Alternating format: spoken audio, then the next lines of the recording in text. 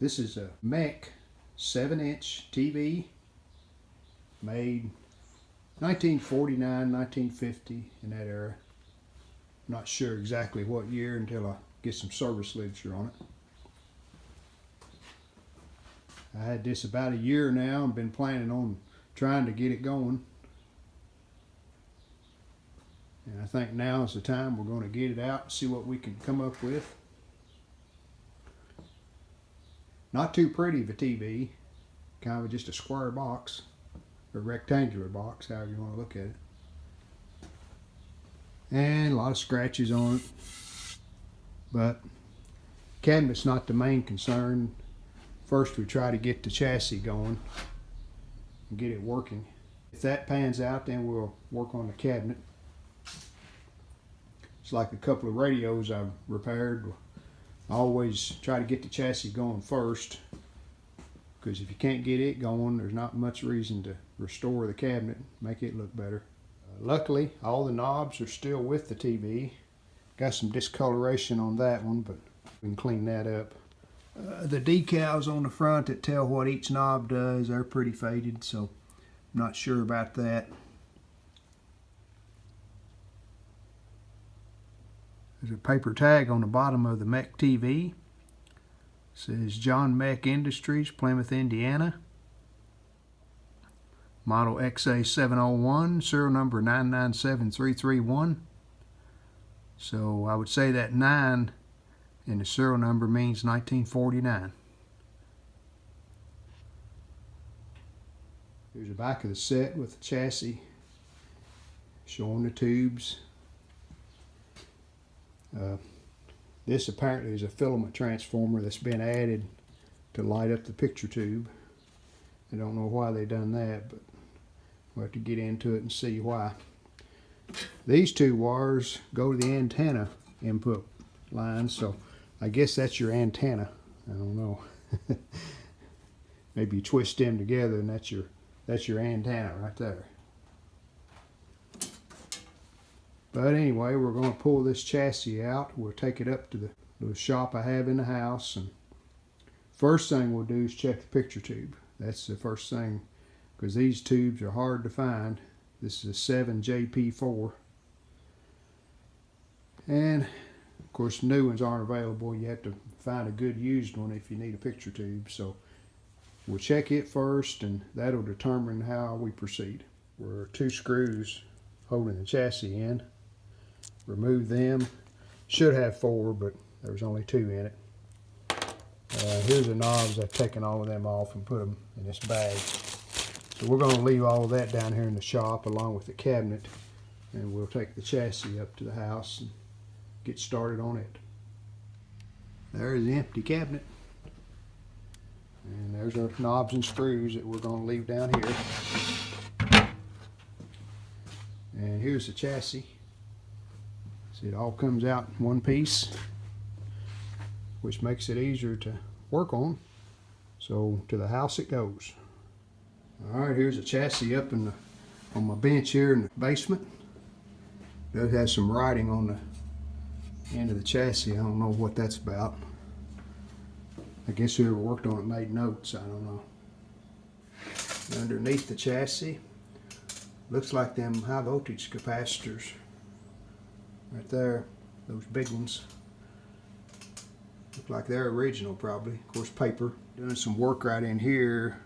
That's a diode that's not original. Don't see any major problems with things being cut out or anything.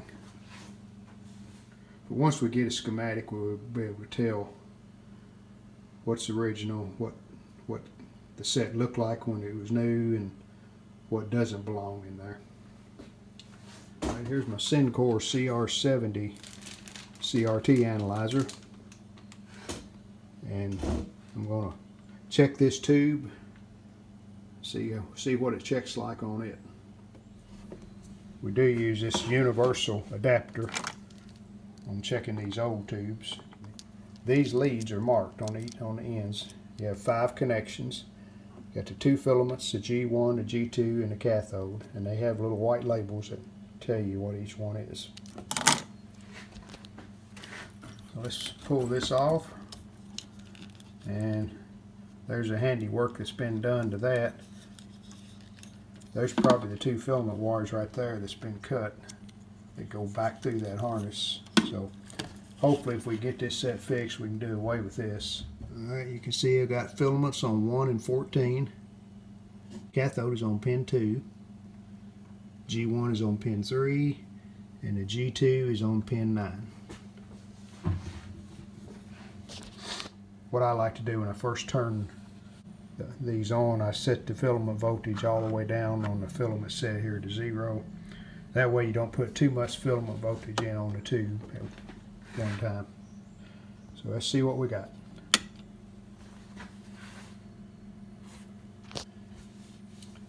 And on the filament set right here, gosh, I've got 4 volts, so that's a good sign. That means that the tube is, the filaments are drawing current. So let's run it on up.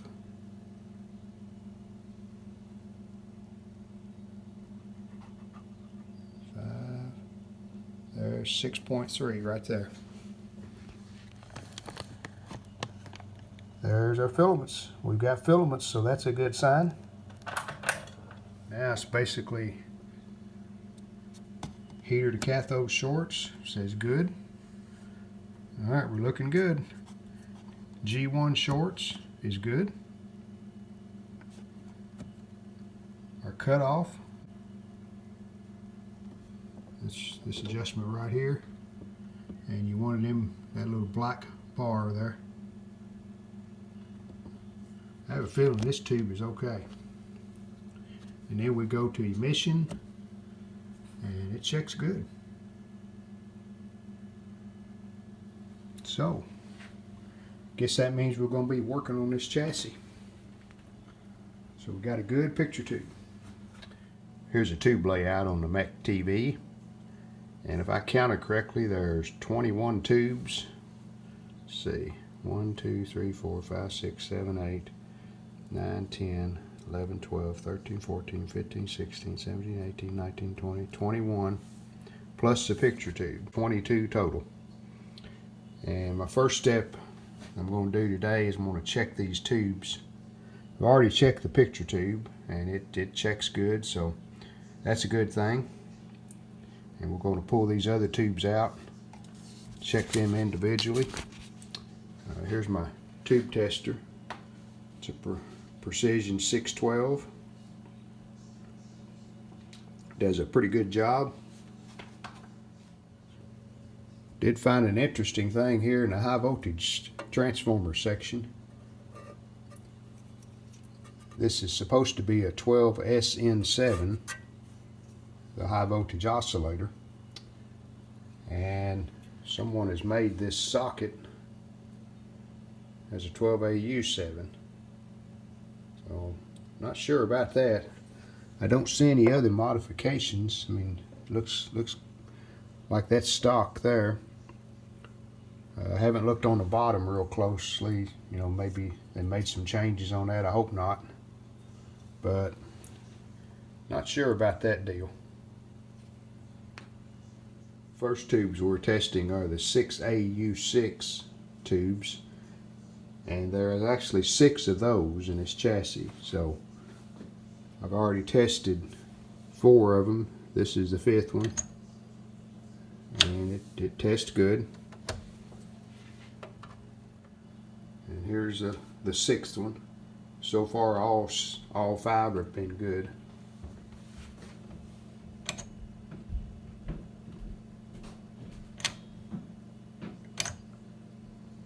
And it's also good.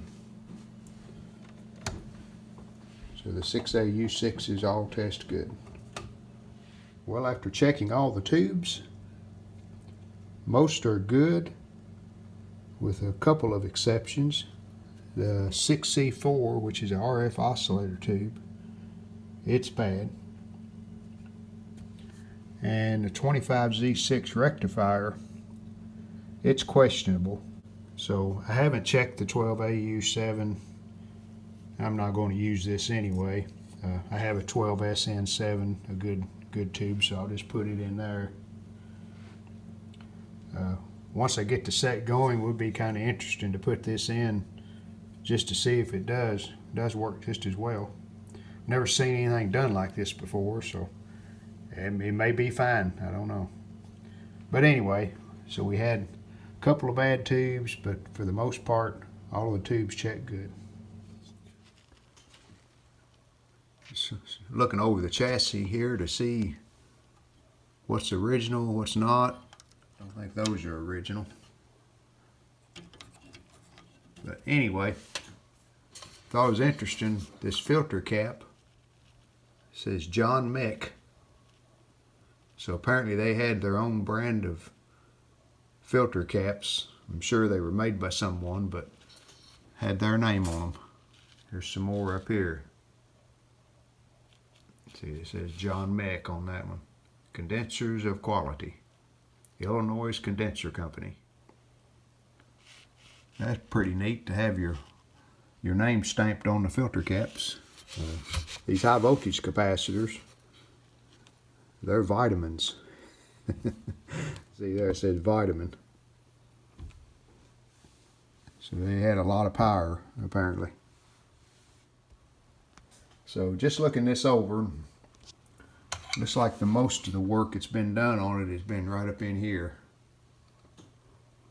See, there's a diode been added and a couple of sandbar resistors. And I don't know about all of this. It's gonna have to do some rewiring. There's some more work under there that's been done. You can see the solder work. This transformer that's on the back of the set, I'm assuming that's a filament transformer. Well, I know it is because it goes to the picture tube. But it's wired in right up through here and right in here. So I think we can do away with that, because I don't really know why they would have that on there. Because the picture tube is V22, and as you can see on the schematic, it's wired in the filament line, so I don't know why you would need that transformer there. Some kind of reason, but I don't know what. Looking at this power supply, the AC, the switch just grounds one side of the AC. So the AC comes in here, goes to this M1, which is this blue rectifier. And then this is DC out, which should be, then it goes to an 18 ohm resistor and then into the 25Z6. Instead of using the 25Z6 for a doubler, I've got another diode here. Well, before I quit for the day, I'm decided to clean this chassis up. A lot of dust on it, as you can see there, and this is after I cleaned it. Just makes it easier to work on. You don't get your hands as dirty and there's not a lot of dust flying around. Out of time, so that's it for part 1. Stay tuned for part 2 when we can continue working on the chassis, see if we can get it fired up. So thanks for watching, and check back later.